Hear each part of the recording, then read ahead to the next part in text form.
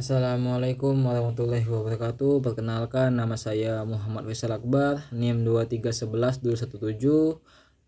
Di sini saya akan melanjutkan lanjutan materi dari teman saya Selvia Juwita, yang dimana dia pemateri pertama dan saya pemateri kedua.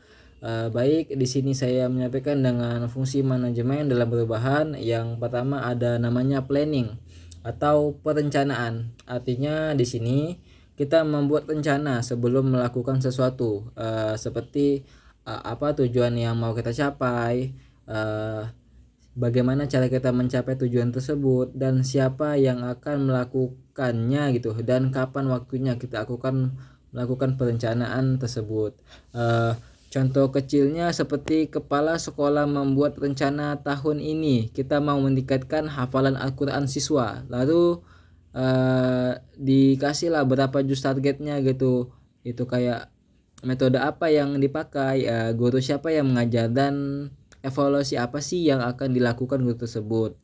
Yang kedua itu ada namanya organizing atau pengorganisasian. Jadi di sini ialah di dalam organisasi itu mengatur siapa yang mengerjakan apa dan siapa yang bertanggung jawab pada siapa. Jadi siapa sih yang kayak yang membuat tugas ini, siapa atasannya gitu, dan siapa sih bawahannya, dan bagaimana cara mereka melakukan komunikasi supaya berjalannya suatu organisasi gitu.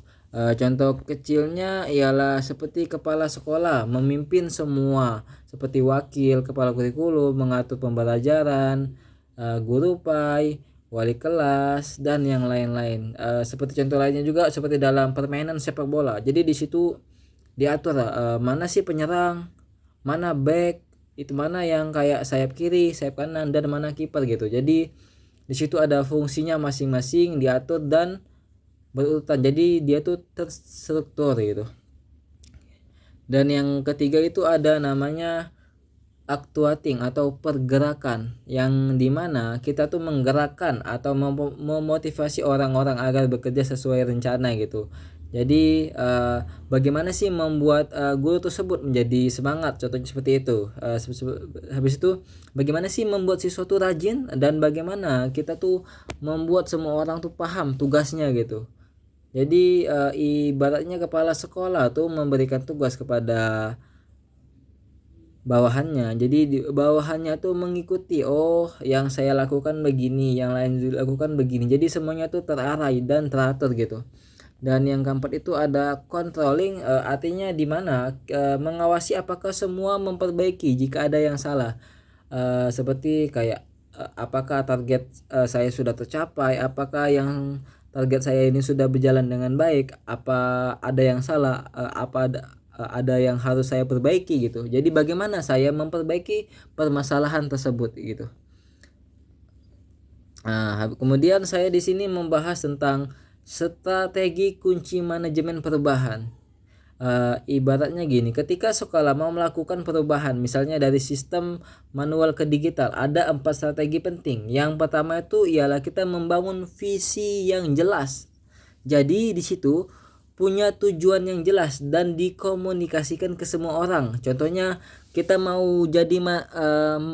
jadi madrasah terbaik dengan lulusan hafalan 30 juz dalam 3 tahun.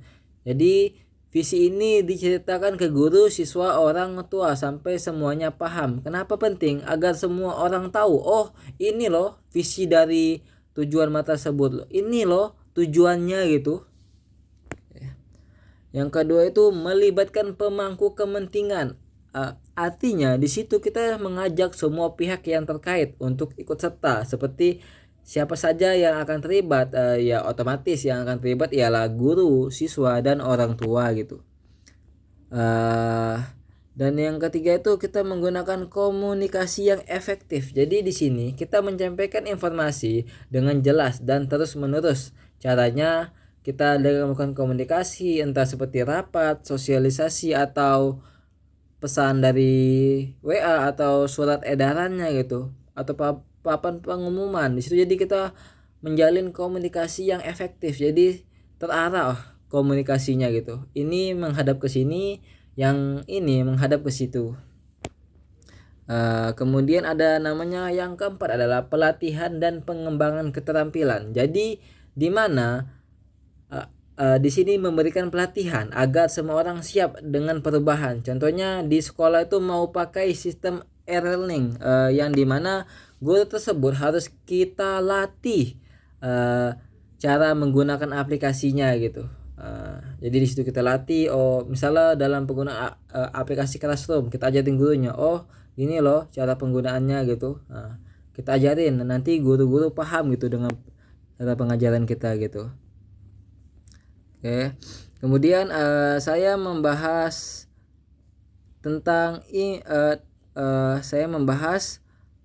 tentang langkah-langkah apa saja sih yang kita lakukan untuk perubahan yang efektif. Oke, untuk perubahan yang efektif ialah yang pertama kita menciptakan rasa urgensi yang dimana buat semua orang merasa perubahan itu penting dan mendesak. Contohnya tuh kalau kita balik ke teknologi digital, sekolah kita akan tertinggal dari sekolah lainnya gitu. Kalau kita tidak menggunakan teknologi digital.